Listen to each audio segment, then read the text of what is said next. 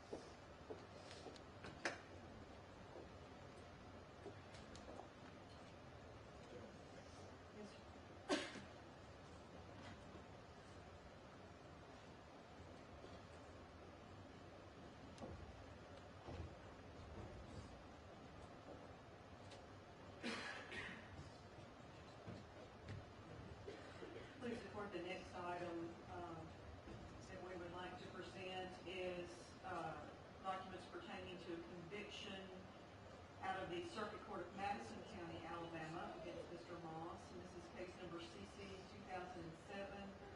2007-002547. The conviction is for possession of crack cocaine. The date of the offense is 8/23/2006.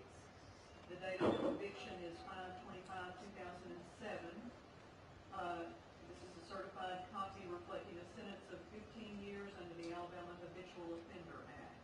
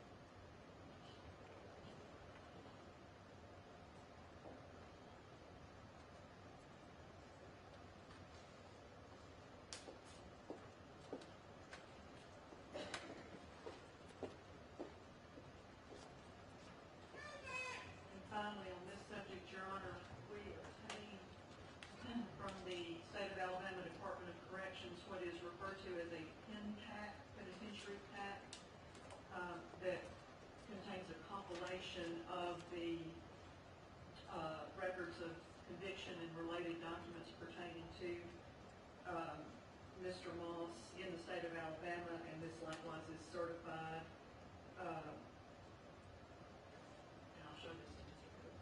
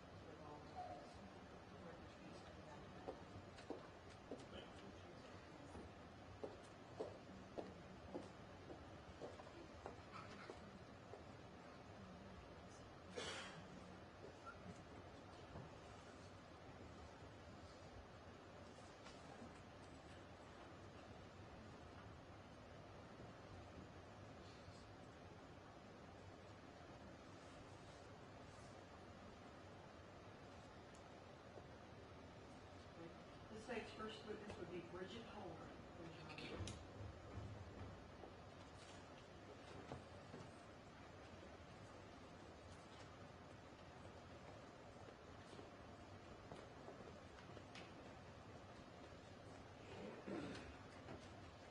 Raise your right hand, please, man. Swear affirm testimony that you will do the truth, the truth, so help you God. Please be seated. Pull yourself up to the microphone. Verbalize your answers. You may proceed. Thank you, Your Honor. If you would please state your name. My name is Bridget Holder. And would you please, for the benefit of the court reporter, spell your name? BRIDGETHOLDREN.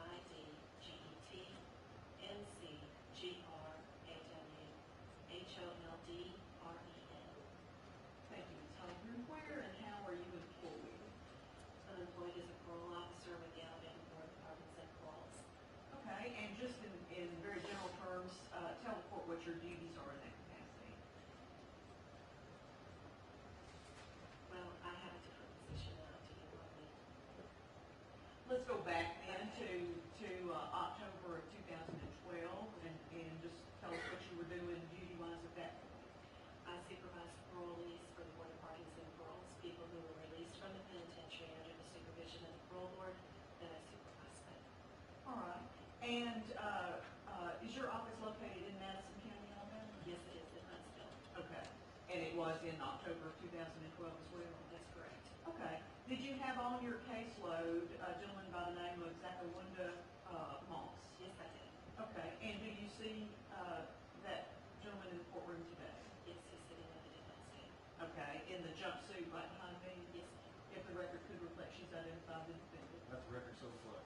All right, so he was on your caseload as a parolee, yes. and for what offense or offenses was he on parole at that time? He was on parole for the Pike County robbery first conviction. Okay, and so he came on your caseload approximately when? He was paroled on April the 16th of 2012, and I went over the conditions of parole supervision with him on April the 19th of 2012. Okay, and so he was still on parole under your supervision in October of 2012? That's correct. Okay. Was he, as a condition of being on parole, was he allowed to leave the state of Alabama without your permission? No, he was not. Did he have permission in October of 2012 to be in Tennessee? No, he did not. All right. Was he allowed as a parolee to use any illegal controlled substances? No, he was not. All right. And was he allowed to engage in any type of criminal activity or behavior? No, he was not. Okay. Did it come to your attention at some point in time in late October of 2012 that some allegations had been made against Mr. Moss? Yes.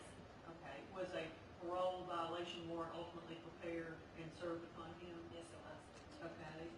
And what were the bases for the violation? He was charged with violation of condition number 2, which was leaving the state of Alabama without permission, and also violation of condition number 5, which was using drugs or illegal substances. Okay. So did you drug test him or have him drug tested by a male counterpart? Yes, he was drug tested on October 26th. Okay. And I'm sorry, on October 24th. okay. And what were the results of that drug test? He was positive for THC, marijuana, and opiates. All right. And so you issued a violation, or had a judge issue a violation warrant, or you issued I through the procedure to have that? And then ultimately he was taken away to Tennessee to face these charges. Is that correct? That's correct. Okay. Does that remain? I know you changed positions. Does that kind of remain his status in Alabama to your knowledge? He was actually revoked Okay. from parole supervision. The parole board revoked him on November 27th of 2012. Okay. All right. Okay. Just one moment, please. That's all. This witness on correct, Your Honor. Cross-examination. Just not that.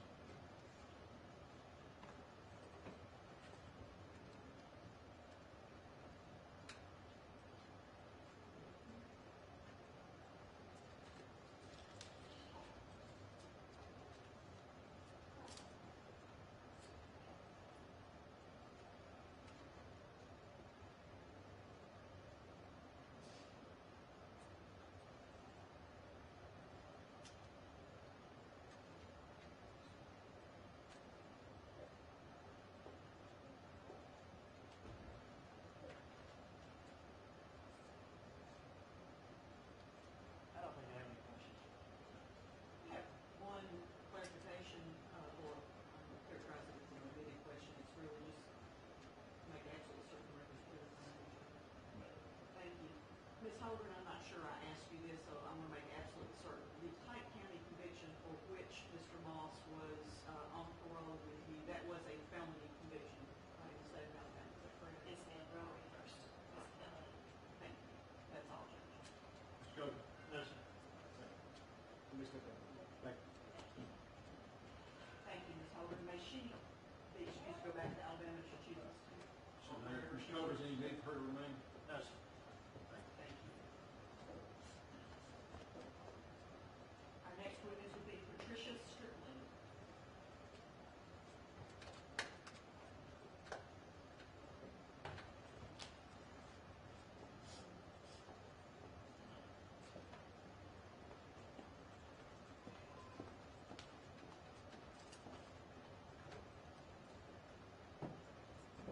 Strickland, raise your right hand.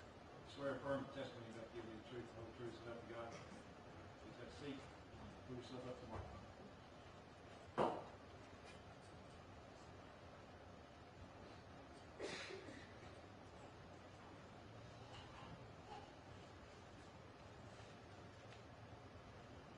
Ms. Strickland, if you would, what your relationship is to Amber McCauley. Her mother. Okay, and I know you testified at the trial, but I want to go over a little bit of that with you just to refresh the judge's memory and our memories. You were Amber's mom, and she was how old at the time she died? 21. Okay, and you didn't get a lot of opportunity. Is that Amber's daughter? Yes, ma'am. Okay, all right. I'll tell you what, I wanted to sort of introduce her to the court, and then maybe is there a family member or somebody who could maybe step out with her? Yes, ma'am. Because I know she wants to be back with you, and maybe they can step out and walk her in the hall. If you could point out Amber's daughter. The one The that baby legal there. prince. Okay. She's always so cute. What is her name? Kinsley, And how old is Kinsley? 17 months. Okay, and you're rearing her now? Yes, ma'am. Okay, all right, and she's gonna step out, Judge, so everybody can hear. Now, at the trial, we were limited because of not being able to say too much in front of the jury about the victims and all. We were kind of limited in what we could tell about them, but I want you to tell the judge today about Amber. Just describe your daughter and what she liked to do and that kind of thing. Amber was 21. She loved to praise dance at church. She taught the youth at church during vacation Bible school and at Sunday school. She loved to spend time with her family and friends. Every Sunday we had Sunday dinners. She loved to shop, spend all your money. I've got some daughters like that too. Very outgoing, love people, just a great person to be around. Okay. And did she have a job? Yes. What did she do for a living? She worked at Toyota before she got pregnant. She went on maternity leave from there, and then she started working at a nursing home with elders, and then she was also going to Virginia College to be a nurse. Okay, I was gonna ask you next about her goals and plans. So Yes. she wanted to be a nurse? Yes. Okay, and she was actually in a nursing program? Yes, at Virginia College. Okay, all right. Let me show you something here in just a moment. Show you a picture. Yes, ma'am. And, how old was she in this picture? She was 21. Okay, so this is made shortly before she passed away? Yes, it was August of 2012 at her baby shower. This was at her baby shower? Yes, ma'am. All right. Please report, we would ask that this be made, the next number, this is, I believe it's number 6. Let it be admitted.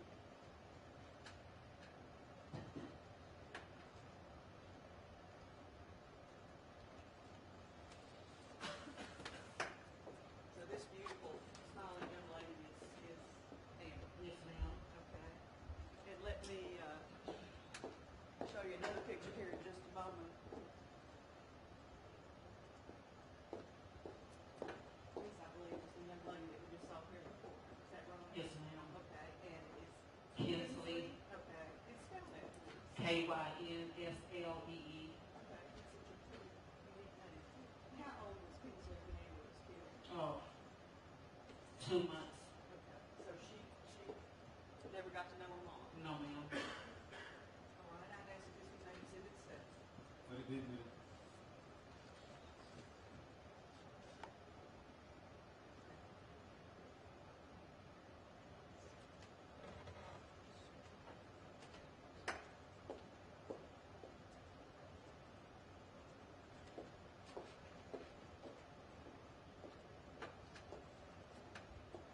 Ms. Strickland,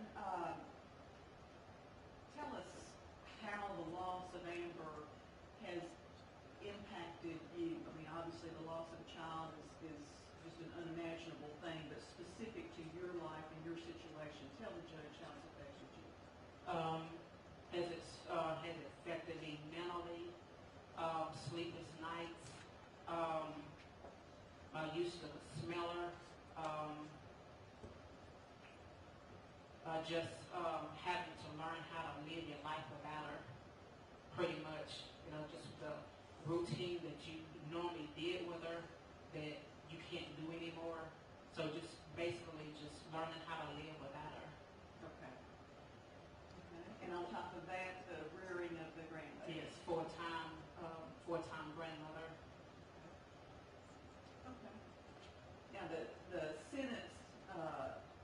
we've explained to you in this case is predetermined, but the way the sentences are served is what the judge is going to decide today. Do you want a separate and distinct sentences punishment on behalf of Amber? Yes, I do. Okay. Is there anything else regarding the sentence that you want to tell Judge Gerard, ask him to consider? Just consider not letting out again to hurt anyone else. It's my concern. Okay. Thank you, Ms. Strickland. Is there anything else about Amber or about your situation in this case that you want to express to the judge? This is your opportunity.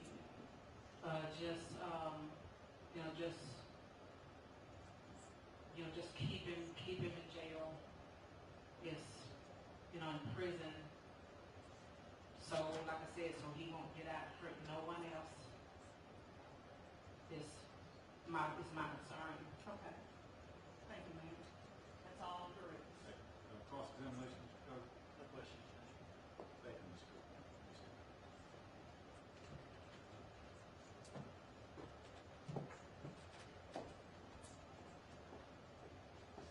Cody, next witness, please. Yes, Your Honor. I'll just give her a chance to step away from the witness stand. Ms. Shania Sales will be our next witness.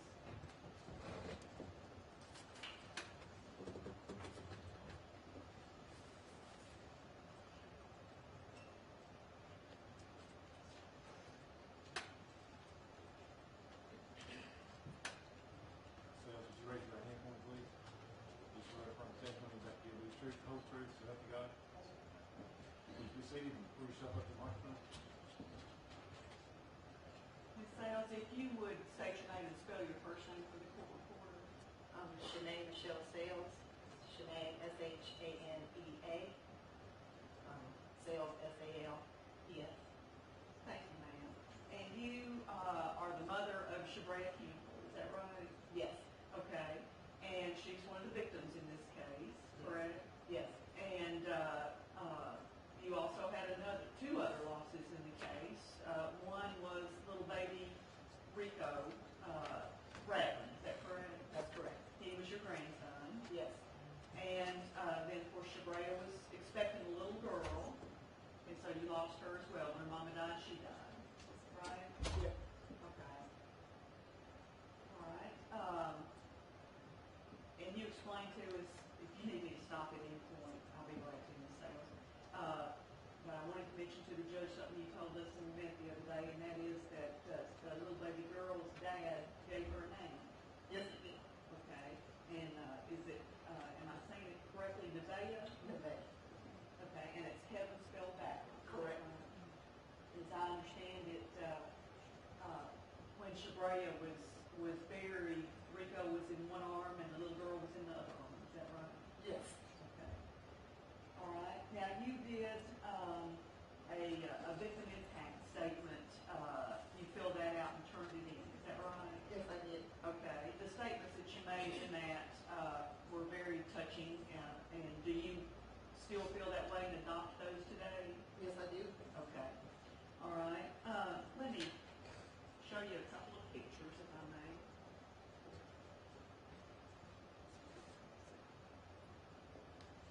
I want the judge to see these people, the way they look before they were taken. Who's in this picture? That's Shanae and Baby Rico. Okay. And do you know anything about the circumstances of this picture when it was taken or they were taken? It was Thanksgiving. Please, Lord, I would ask this be made exhibit. Exhibit 8. That'd be a minute.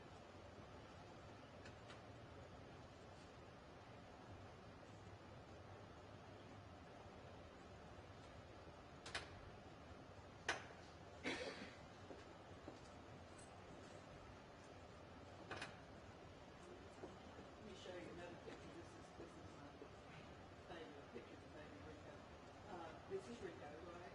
Yes, Okay, and I think this is the way he looked closer to the time that we lost him. Is that right? yes, it did. Okay.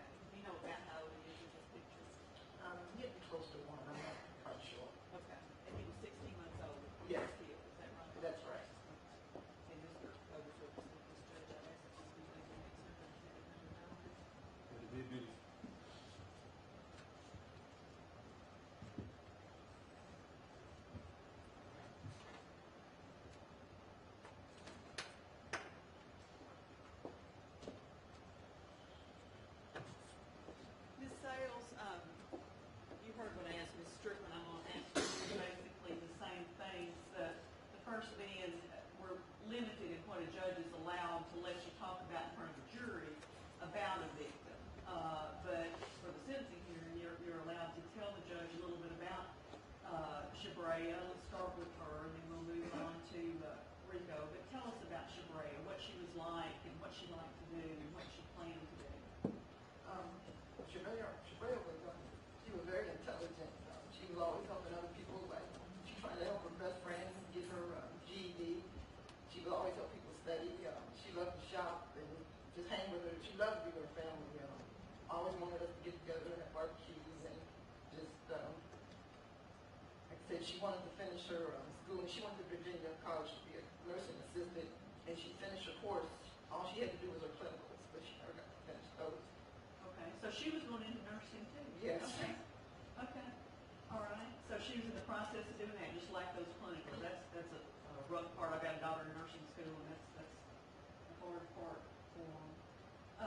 But she was headed for being a nursing assistant and was a very social person, very family-oriented person. Yes, she was. She's also a very good housekeeper, wasn't she? Yes. I noticed that when we looked at pictures and things. What about baby Rico? Tell us about him. Oh, he was just full of energy, full of joy. He would just run around my house and just, just like a typical 1-year-old. Like I said, I spent time with him like 2 weeks before this happened, and we were at a hotel, and him and Vincent just ran up and down that hall and tore that room up the whole time we were there. Okay. And he was just a typical little boy. He was just having fun. Wide open all the time until he crashed and went to sleep, I guess. That's it. Okay, and you mentioned Vincent. That's little, I call him Little Vinny, is that right? That's right. Okay, and he, thank God, was left alive. Yes. He was almost 3 He was at the time 3. that his mom was killed. He was 3. He was 3, he had just turned 3. Oh, no, he was about to be 4 in that Oh, November. exactly. I knew a birthday was close. He was Yes. about to be 4. Okay. All right. And he's the one who found his mom and his Yes. baby brother.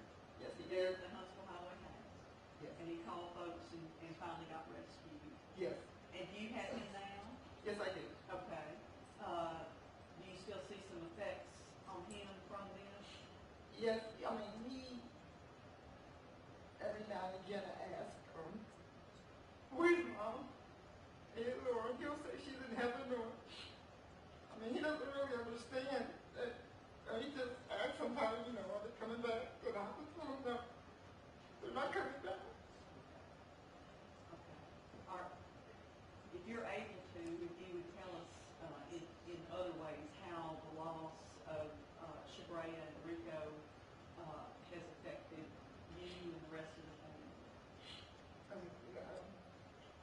It just seemed, at first I didn't know what to do. It was just that we're just lost because we're so used to having her.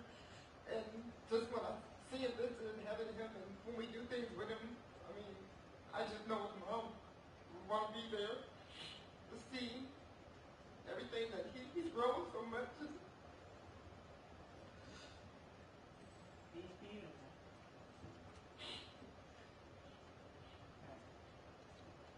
Okay, so it's still with you Yeah. and always will be. Yes, it will. What do you want the judge to do? You know his issues about sentencing are limited today. The law sets the number of years, but he decides whether each victim gets a separate and distinct sentence representative of that life that was taken by murder. Is that what you would like, is a separate sentence for your family members who were taken from you? Yes, I would like separate bridge all to be. Anything else about the sentence or about anything about the situation that you want to tell Judge Gerard? This is your opportunity. I used to think when I was seeing on TV people would be sentenced like 250 years plus life, and I would always think, well, that doesn't make sense. What sense does that make? But now that I'm right here, it makes plenty sense. You want as much time As much time as legally you can. possible. Okay. All right, thank you, Ms. Sales, that's all I have on the record. Cross-examination is covered. I have no questions in this section. Thank you.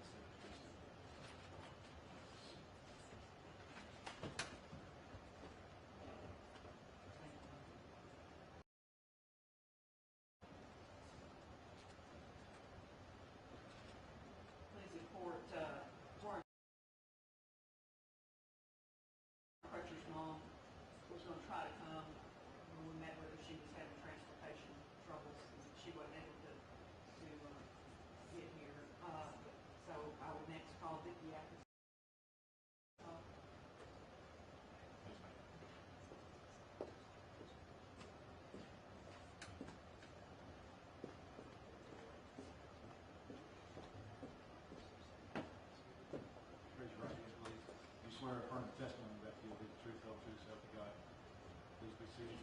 Please yourself up to the microphone. If you would please state your name. Vicki Lee. Okay, I always mispronounce your last name, and I apologize for that. Spell that for the court reporter, if you would, please. Vickyleghafisov.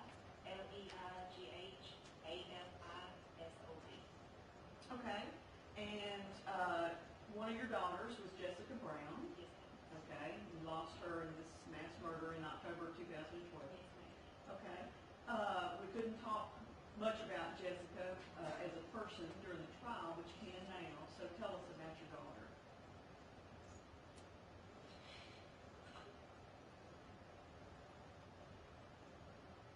She was a hard worker. She took care of herself, her child, her family. She liked to shop, same as any other girl. She cared about the people she worked for and she worked with in the nursing home. She worked 2 jobs to support herself. She never wanted to ask anybody for anything. Okay. She was a good person. Okay. She liked spending time with friends. I mean, she was just all over. She, normal teenage girl. Okay. And she had you mentioned, I think maybe something about her having a baby. Yes, ma'am. Okay. And she had Jaden when? August 30th, 2012. Okay. So he was just a couple months old when his mom was taken away. And you and your husband have him now, at least for the most part. Is that right? We share custody. Share with granddad? Mhm. Okay. And how's Jaden doing? He's good. Okay. 16 months old. Okay. Wow. Okay. Of course, he'll never know his mom. Does that trouble you? Yes. Did you read the victim impact statement that your mother wrote? Okay. Okay. She filled it out and turned it in. And there's one thing in it that I want to ask you about, because I noticed it in particular, and that is that while she was pregnant, Jessica worked 2 jobs in order to save up enough money to be able to pay her bills and take care of things while she was on maternity leave. She did. So that's the kind of character that she had.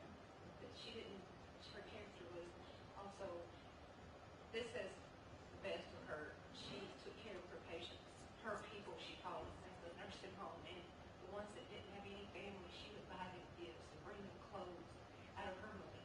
She always took care of them, they were perfect. Okay. And those are her patients at the nursing Yes. home.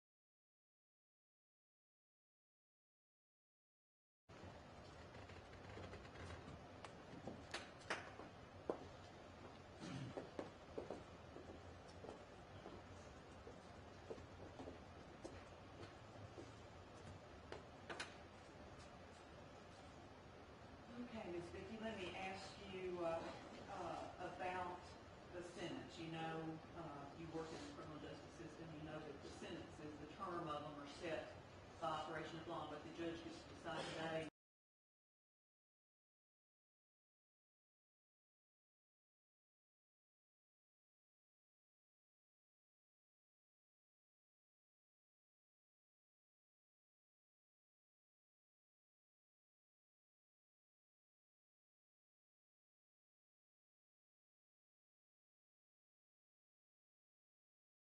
how they run relative to each other.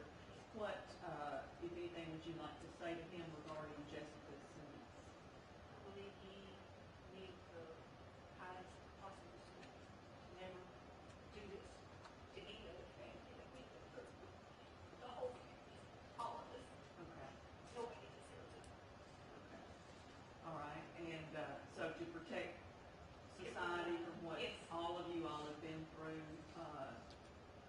all the sentences should be made consecutive. Everything. Okay. Okay. He never Anything should be else? out of prison. I'm sorry. He should never be able to get out of prison. Okay. All right.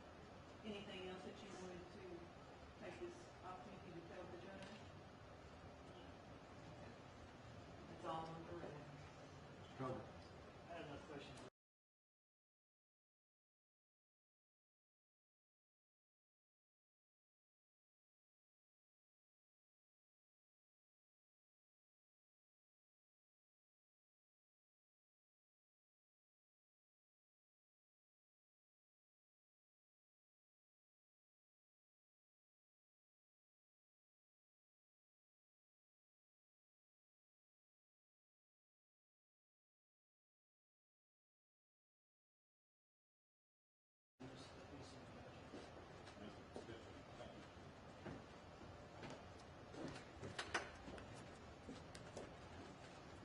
Judge, I know General Carter is here. Sure, it's Denise Fountain. Could you repeat the last name, Joe? Fountain, Fountain is how I spell it.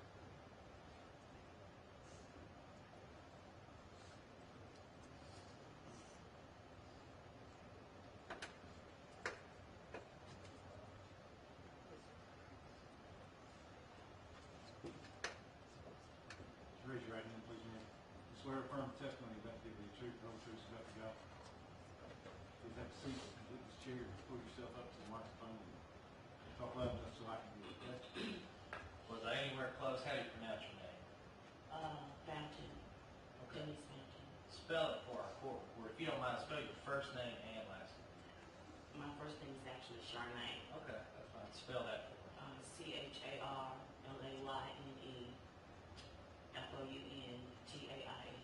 Okay.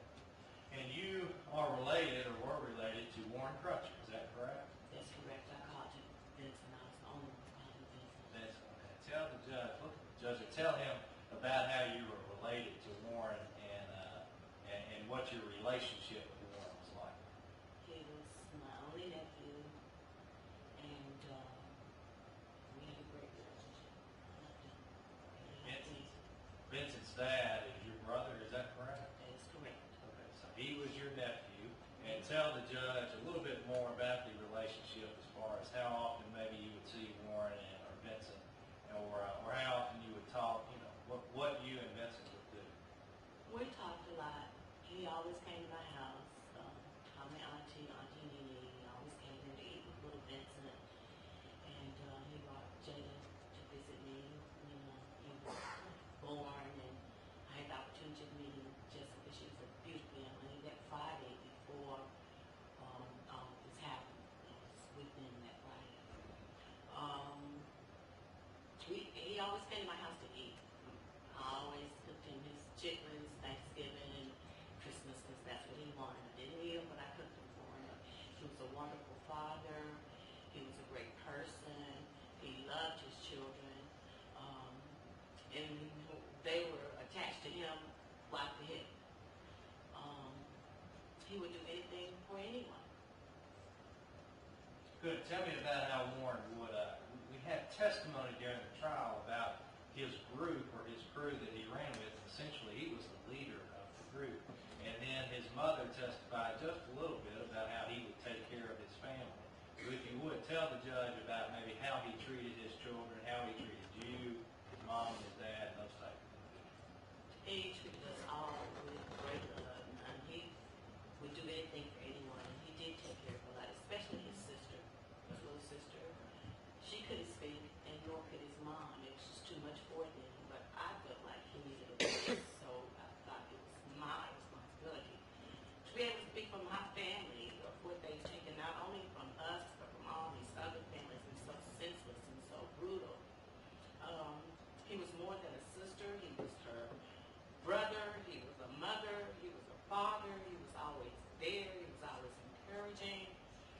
And I had just spoken to him that Friday when he came to my house with Henry and talked to him about what he was doing. And he was ready to make a change, to get into school, to change his life, to just do better. Because I said, it's only a couple of ways you can get out of this. You're either going to jail or you're going to die.